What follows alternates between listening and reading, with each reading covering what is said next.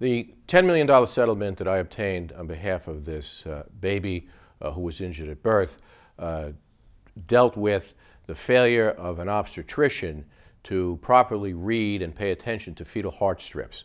The mother realized that there was decreased activity in the baby and went to the hospital to report this. She was in her third trimester.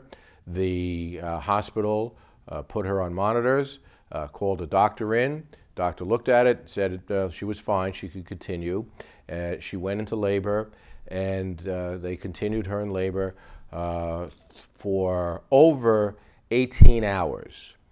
At 8 o'clock in the morning, when the doctor's partner came in to relieve him, he looked at the fetal heart strips and said, she's got to go to the emergency, she's got to go to the operating room immediately, and they did an emergency C-section. And the reason for that was because the fetal heart strips showed what are called decelerations, late decelerations, which were not happening at the proper time during contractions, and which indicated fetal distress, that the fetus was suffering hypoxia, lack of oxygen at the time of the contractions, and that this went on for almost 12 hours when it was first noticed and detectable on the strips, to which this obstetrician did nothing.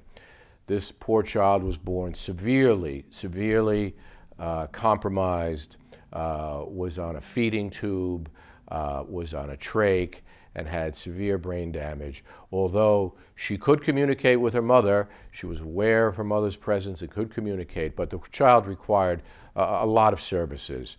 And we were able to obtain this result actually prior to trial, on the eve of trial, which again was invested for the child and was able to provide more than enough money for this family to take care of the child for the rest of their life.